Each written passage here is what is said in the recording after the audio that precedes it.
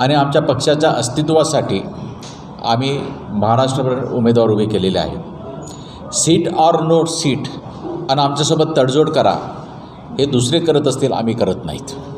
तेव्हा आम्ही उमेदवार उभे केलेत. आम्ही काँग्रेसची सुद्धा वाटाघाटी करण्यासाठी आम्ही त्यांच्यासोबत चर्चा केली.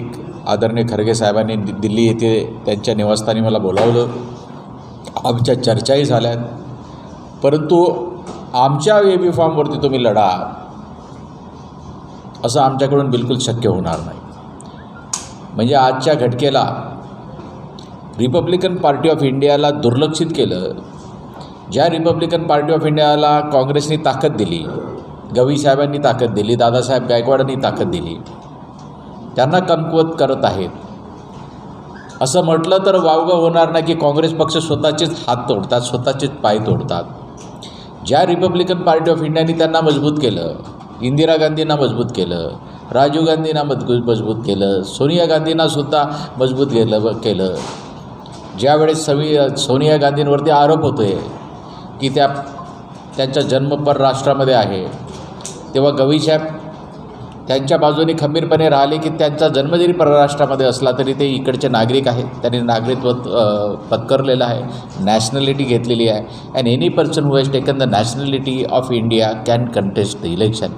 असा बाबासाहेब आंबेडकरांचा संविधानाचा मुद्दा त्यावेळेस दादासाहेब गवईंनी पुढे ठेवला आणि सोनिया गांधींच्या पाठीमागे उभे राहिले. आज हाच पक्ष आपलेच हात आणि आपलेच पाय तोडतो आहे. शेवटी दोन्ही जातीवादी आहे, एक वीट आहे ते एक दगड आहे. तेव्हा याला पर्याय म्हणजे रिपब्लिकन पार्टी ऑफ इंडियाच आहे. आमची भूमिका स्पष्ट आहे की आम्ही आमची ताकद दाखवणार. काही ठिकाणी आमचे उमेदवार निवडून येणार. सीट ऑर नो सीट या तत्वावरती आम्ही कोणाशी तडजोड करू इच्छित नाही. कारण की रिपब्लिकन पक्षाचे अनेक गट आहेत, अनेक नेते आहेत, त्यांच्यावरती टीका मी करणार नाही. परंतु with seat or without seat आम्ही तुमच्यासोबत जातो असं आम्ही करणार नाही. हीच आमची भूमिका आहे. काही ठिकाणी आम्ही उमेदवार उभे केले, काही ठिकाणी काही जिल्ह्यात आम्ही उमेदवार उभे नाही केलेत. येणाऱ्या विधानसभामध्ये आम्ही आमची परत ताकद दाखवू. आमची भूमिका बाबासाहेब आंबेडकरांचा मूळ पक्ष हा ताकदवान बनवावा, हा जिवंत ठेवावा, याचं रजिस्ट्रेशन कायम ठेवावं, हाच आमचा उद्देश आहे आणि हाच आमचा उद्देश पुढे राहणार आहे. नाही राहणार आहे. त्याचं कारण तुम्हाला सांगतो.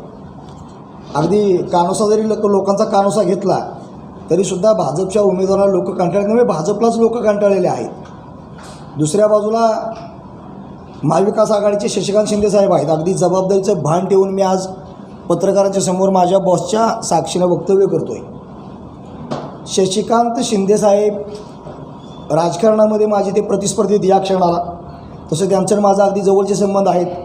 शशिकांत शिंदे साहेबसुद्धा जावलीचे आहेत. म्हणजे कधी ते सोयीनुसार जावलीचे होतात, कधी वाशीचे होतात, कधी लासुर्ण्याचे होतात, तर कधी सातारकर होतात, कधी कोरेगावकर होतात. तो त्यांचा भाग झाला. मात्र जबाबदारीचं भान ठेवून तुम्हाला सांगतो, 2007 साली मी त्यावेळेला पॅंथर सेनेचा जिल्हाध्यक्ष म्हणून काम करत होतो. साहेब 2007 साली जावली तालुक्यातलं मामुर्डी नावाचं गाव आहे. त्या मामुर्डी गावामध्ये आश्वरोड शिवरायांचा पुतळा आहे. गावातला भ्रष्टाचार बाहेर काढला जातो आहे. तिथला स्थानिक ग्रामपंचायत सदस्य मराठा समाजाचा तो गावातला भ्रष्टाचार बाहेर काढतो आहे, माहिती अधिकार टाकतो आहे. म्हणून त्या मामुर्डी गावामध्ये शशिकांत शिंदे साहेबांनी श्रीमंत छत्रपती शिवाजी राजे भोसले जे आमचा आराध्य दैवत आहे, शिवरायांची पुतळा विटंबना घडवून आणलेली होती. हे जबाबदारीने सांगतो आहे तुम्हाला. ज्या शिवाजी महाराजांची पुतळा विटंबना शशिकांत शिंदे साहेबांनी घडवून आणली, रामाला फक्त 14 वर्ष संन्यास घ्यावा लागला होता. आम्ही 16 वर्ष संन्यास भोगला. 8 वर्ष तालुका कोर्टामध्ये केस चालली, 8 वर्ष डिस्ट्रिक्ट कोर्टामध्ये केस चालली. दोन्ही बाजूचा निकाल नील लागला. त्या प्रकरणामध्ये संजय गाडे आपल्याला डोईजड होतो आहे, आंबेडकर चळवळीतला कार्यकर्ता डोईजड होतो आहे. मी पत्रकार म्हणून त्या ठिकाणी गेलो असता शशिकांत शिंदे साहेबांनी पोलीस प्रशासनाला हाताशी धरून, त्यावेळेला गृहमंत्री आर आबा होते, आर आबांच्या कार्यालयातून फोन करून त्या शिवाजी महाराजांच्या पुतळा विटंबनेमध्ये मला सहआरोपी केलेलं होतं. हे आपल्याला आठवण करून देतो.